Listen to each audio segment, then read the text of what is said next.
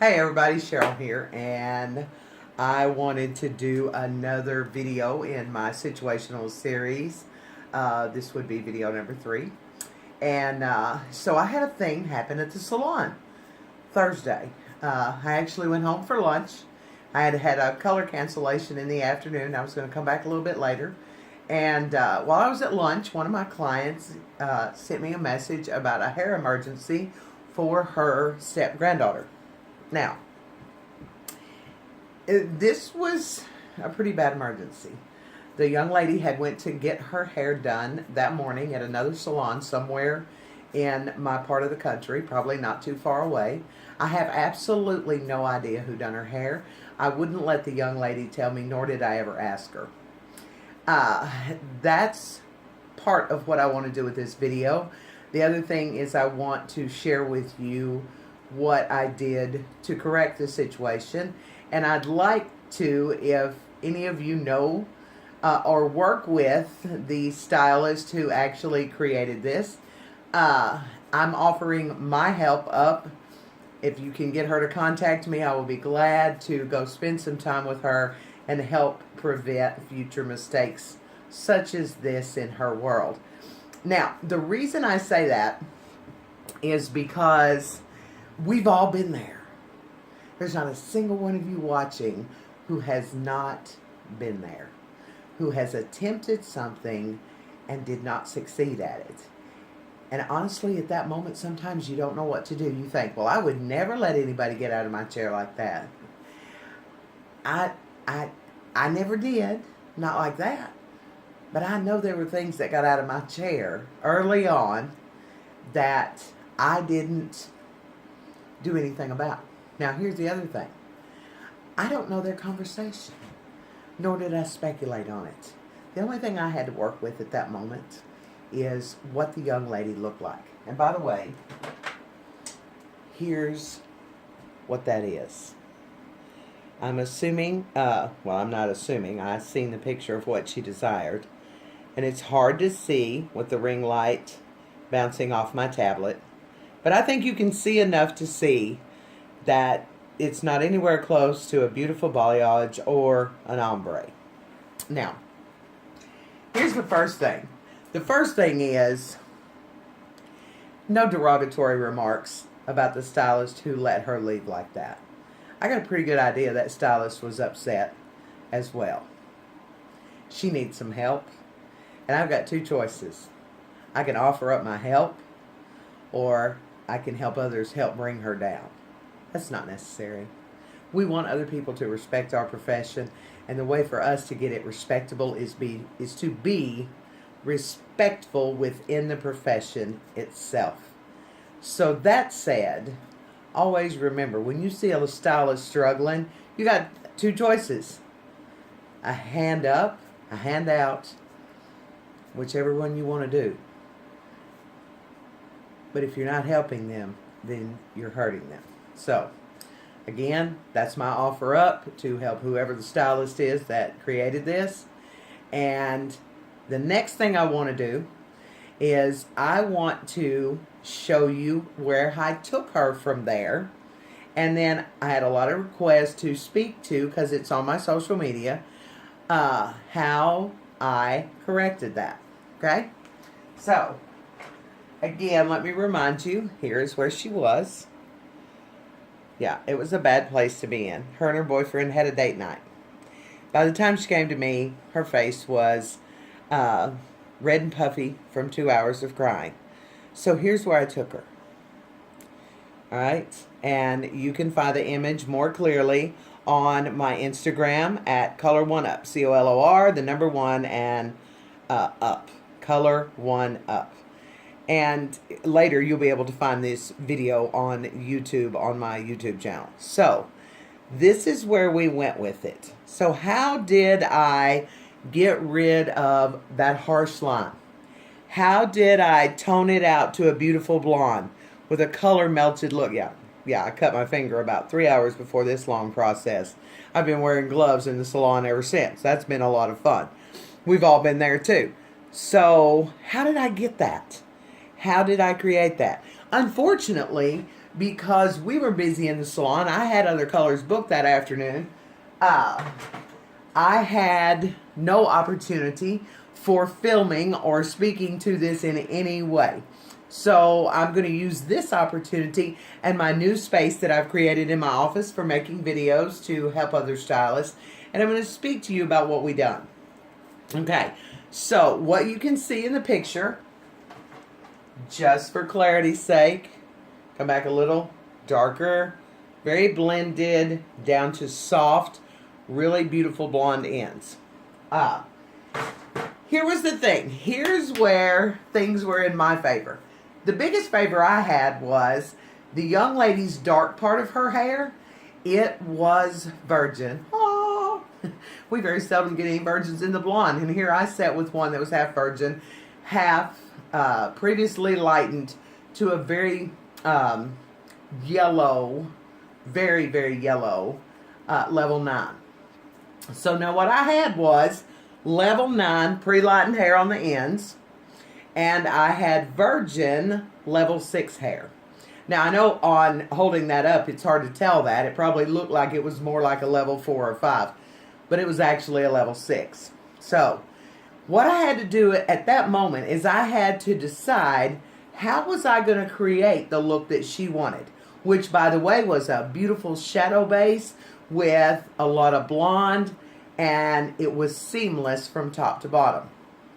So after we had a brief consultation, the grandmother had already sent me a picture of the before, and I knew what I was walking into, well, to a degree. First of all, I didn't know I had some good virgin hair to work with. Secondly, I didn't know that when I separated that and got all the way into the hair, all the spots that were well hidden, okay? So what I did was I mixed up a formula of a demi to start on my shadow base. I call it a shadow base. You might call it a shadow root. You might call it a root smudge. Call it whatever you want, but I've spent a lot of time in my career getting rid of roots, and I choose the word shadow base. So I created a level 4 demi to, in my case, it was color sync. Actually, it was about a 4.5. I mixed 4A and 5N, and that was in one bowl, okay? And that was in color sync, I'm sorry, with 10 volume. Then I knew I needed some more depth going down through the hair, because when I moved that hair at the bottom that was blonde was solid. There was no break in it. I knew it was going to need some break to it. So what I wanted to do was I wanted to create a low light formula that more or less had a filler within the formula so that it wouldn't go off tone and look muddy. So what I created for that low light formula was and I wanted it to be very, very close, if not almost exact, to her virgin hair. I used 6N and 6V. No, not 6V, I'm sorry. 6N and 6WN with a drop of blue So Boost in the mix in Color Sync. Now, in the Color Sync family, if I use the Warm Neutral series in my formula like that, if I use at least a third of it, the Warm Neutral series acts as a filler within my formula. So I was able to create dimensional lowlights through there. Then I mixed up a bowl of Light Master and 20 volume. Now in this case she had virgin hair and I had no intentions of overlapping, so I did not feel that it was necessary to use Bond Ultimate, which would be the product that I would choose to protect the hair during a lightning service. Now, what I've got over here on my flip chart is I have a representation. This would be the scalp, okay? Now when I say the scalp, I know this is drawn sideways, but I want you to look at this more like the sections that I was actually pulling up, because I literally sectioned every hair on her head and worked on it a slice at a time. I sliced it all the way through. So what I did was, this is the scalp, and this represents the strand of hair coming off of her head. So starting at the bottom, right here at the scalp area, this is where I put my shadow base formula, okay? And then I would balayage, and by the way, for those of you who do not know what the word balayage means it's actually a French term that means the sweep, to sweep. It's a sweeping motion. So that's what I actually did with my lightener. Is I would use my lightener and I would create V sections, getting up a little bit closer to the scalp area and just blending into the blonde that was there from the previous service. Okay, so on some of my slices, that was all I done. Okay, then I would take some of my slices and I would do my shadow base right up here with my demi formula. Are we going off the chart there? With my demi formula. And then I would just do a fine weave of low lights all the way to the ends of the hair. So it created it helped you begin to blur that line, okay? So some of them I'm doing like this. And then on some of them, and it's all visual, because remember, this is situational. There's no absolute formula for corrective color. Your corrective color is going to be based on what is and what you have to correct. And in a situation like this, what you've got to do is you've got to correct it a strand at a time. We also have to remember the curvature of the head.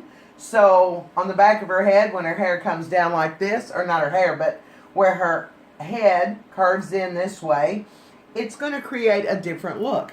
So you want to be able to visually understand that as I'm working up the head this way in these sections, what do I want to see? Okay? All right, and so on each section, I had my shadow base. Now, I was fully aware where I had my shadow base right here and where I was putting my lightener. If they touch, the properties of the lightener become slightly diminished, and the properties of what I use for the shadow base get altered or affected by the lightener. So when that happens, then I have to know that I just might have a hot spot in there.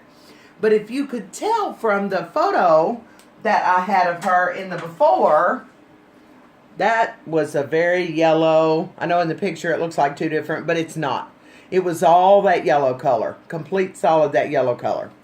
So I knew that when I finished this service, I would have to tone. I tone anyway, so that's not an issue for me. I don't like raw blondes. So I knew I was going to have to tone her hair, okay? So I'm going through the head and I'm taking select strands. Some of them, not select strands, every strand, but I'm selecting as I go what I need in that situation, okay? Or in that area of the head. And I started off, I brought this mannequin out to show you. Might want to pump her up where you can see her a little bit better. 4-quadrant parting. So what I actually did was I started at the bottom and I worked my way up, laying a foil on each one as I go. And then as I go, what I can actually do is I can see what do I need to do. And in some of the areas where I had to fill in with lightener, instead of just creating a V here, I might turn that V into a W. So if I turn that into a W, all of this lightens. This is already lightened. I begin to create that soft balayage look that I want throughout the hair. Okay? And then I have low lights going. Yet in every single section, I've got my shadow base at the scalp. Okay? So, that's what I did all the way throughout the head. I started on the back quadrant at the bottom, and I worked all the way up to the crown.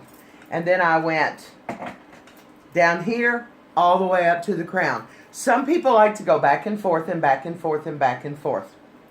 Either way is fine with me. I work quick enough. It's your comfort zone. And remember, anytime you're in a corrective situation, you've got numerous opportunities and several different things that you can do to make that happen. Not any of them are necessarily the only answer. Maybe there are some wrong answers, but there are also a lot of right answers to achieving that goal.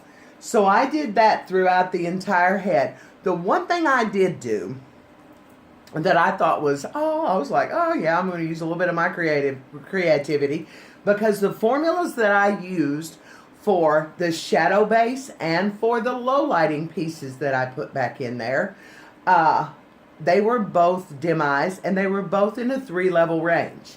Okay, so when I would get to the top of each of my quadrant sections, I knew that this was hair that was going to veil and kind of blend in with the rest of it. So I would take a couple slices at the very top of each section so they were cohesive, they married each other.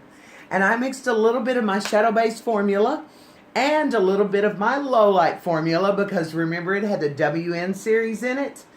And I applied it all the way through that strand. So when that veiled and moved around the head, that gave it a beautiful blend of the shadow base up here. Okay? I let that process. After I finished the back, then I needed another batch or another bowl, another portion of lightener, and I mixed it up the second time, Lightmaster, with 30 volume, because I needed to increase my speed. And that's what I did on the front quadrants. Okay? So then I shampooed that and I damp dried her. When you damp dry something, you want to make sure that you feel the moisture, but you don't see it on your hands. Okay? So then I've got the hair all dried, and now I have all this beautiful multi-dimension going on. But guess what I still have? I still have that banana yellow that was not so good right here. And because that banana yellow was not good here, and a little bit of warmth left up in here because I was trying to lighten this to match this, now I want to tone it and I want to bring it all together. Okay?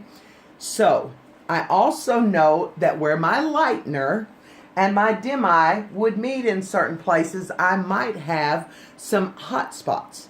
So if I'm going to have some hot spots, make sure I'm going to take care of that through the toning process. Okay? But I want to make a beautiful color melt out of this to make it all cohesive. So I just kept that part extremely simple. I used Color Sync SPA, which is sheer pastel ash, and I mix it with equal parts of Color Sync 10 Violet, 10V, and I used 2 drops of Blue So Boost with 10 volume. And I started at the bottom. I went back where I started originally, back into the 4-quadrant parting, and then I started right at the bottom working my way up.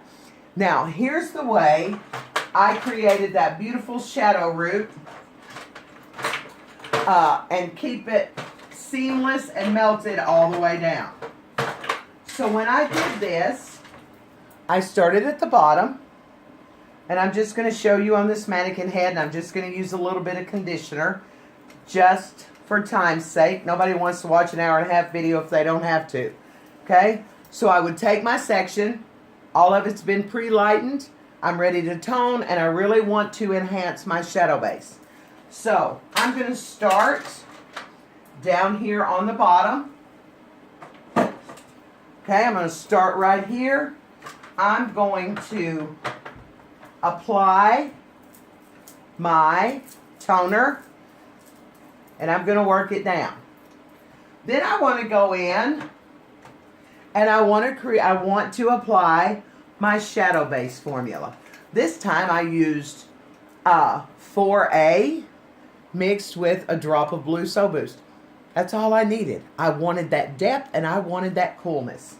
And remember, right here I'm using sheer pastel ash too. Or sheer pastel ash as well. So, keeping this in mind, I put that. Now I've got a little bit of a gap right here. And I'm going to use one of my favorite brushes by Christopher Benson. You can find that on cbchair.com. It's a variegated brush. I'm going to go into my level 4 shadow base. I'm going to brush it, and I'm going to pull it slightly into my tone, into my toner formula, and then lift the brush away. Okay? Then I'm going to release another section, and I'm going to do the exact same thing with one exception. Now this time, I'm going to go up a little bit closer with my toner formula, If I put my lighter formula down there first, then what happens is I don't have to worry about getting too much dark into it. I'm going up a little bit higher this time. Now I'm going to put my shadow base formula right here. Only this time, I'm not going to drag down as far. Soften those ends, and I'm going to alternate that all the way from the bottom of this section all the way to the top, going to the other side in the back, the quadrant in the front, and then the quadrant on this side. Okay? So then I'm going to let that process for a full 20 minutes. I have no need for foils in between. And then when it's done processing, I do like to work it just to make sure I've got a really good blend. And then I want to take it to the shampoo bowl. I want to shampoo her. I want to dry her, create some beautiful waves. But either way, whether she wears it curly or whether she wears it straight, it's going to create a seamless blend. Okay? So, I wanted to share with you guys not only the situation, but how it was corrected. And when you look on my Instagram at Color One Up, you will see where the young lady spoke to it herself who had actually had her hair done. And if you are a stylist watching this that is either the one who did her hair early that morning or someone who works with her, reach out to me. I would love to help you not have another bad day in the salon. Okay, so I hope that helps. Look for me on YouTube at Cheryl Seagraves, CHERYL SEGRAV as in victory ES. And please don't put an A at the first part of Seagraves because you won't find it there. And then look for me on Instagram at Color One Up, COLOR, the number 1 and up. I hope this helps. I hope everybody has a great day, the last day of 2017. Look for more videos. I've got a creative space now, and I'm excited and ready to roll. Have a great day.